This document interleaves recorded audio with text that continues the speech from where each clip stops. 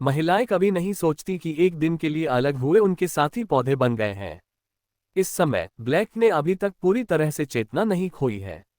भाई कियांग उसे केवल ये चुनने दे सकता है कि वह एक बेहोश राक्षस बन जाए या मर जाए।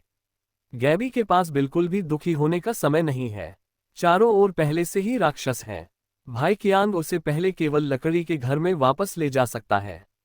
जब वह गैबी को फिर से वापस आते देखता है तो जॉर्ज बहुत खुश होता है।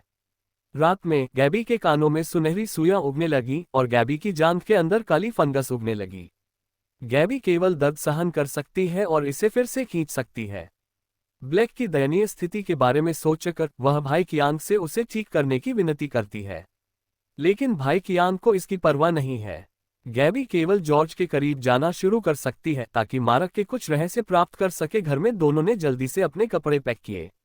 अगली सुबह भाई कियांग ने हमेशा की तरह जॉर्ज को मारक दवा दी, लेकिन इस बार जॉर्ज ने उसे निगला नहीं बल्कि जल्दी से लकड़ी के घर में वापस चला गया। क्योंकि गैबी के शरीर पर और अधिक फंगस उग आया था, जॉर्ज उसे मारक दवा देना चाहता था। भाई कियांग ने इस बार उसे नहीं रोका। धीरे धीरे लुप्त हो रहे काले फंगस को देखकर गैबी को भी बहुत जादुई महसूस हुआ, इसलिए उसने कुछ समय के लिए रुकने का फैसला किया।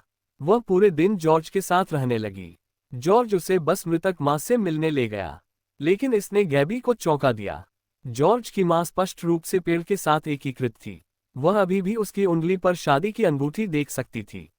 जॉर्ज ने गैबी को छूना शुरू कर दिया। गैबी ने भी इसे स्वीकार करने का फैसला किया।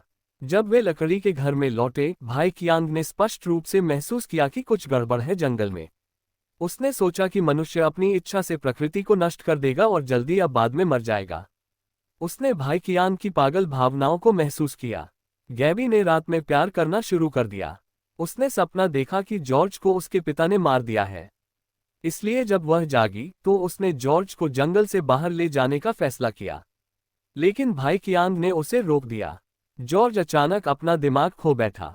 गैबी ने चाकू से विरोध करने की कोशिश की, लेकिन भाई कियांग ने वापस बात करना शुरू कर दिया। उन्होंने कहा कि बाहरी दुनिया गड़बड़ में थी। सच्चा भगवान जल्द ही पूरी दुनिया को नष्ट कर देगा। केवल यहाँ रहकर ही उसे जीवित रखा जा सकता था।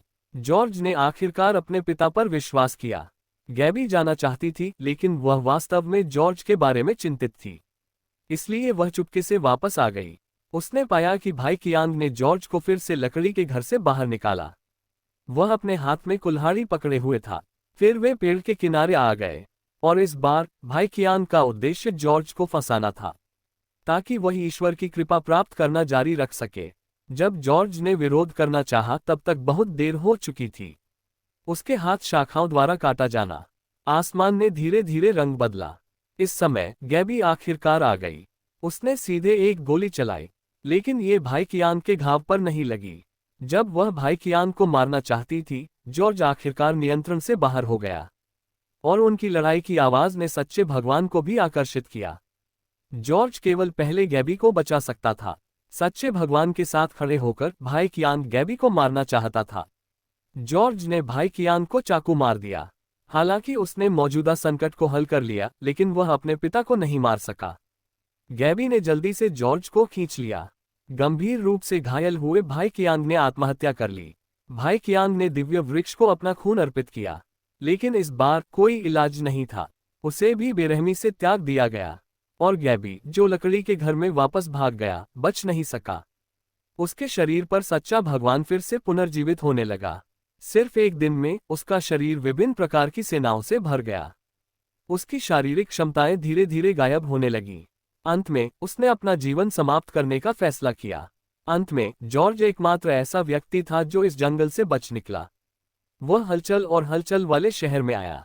उसने अपने जीवन का पहला हैमबर्गर खाया, लेकिन डरावनी बात यह है कि उसका बचा हुआ खाना नंगी आंखों से दिखाई दे रहा था।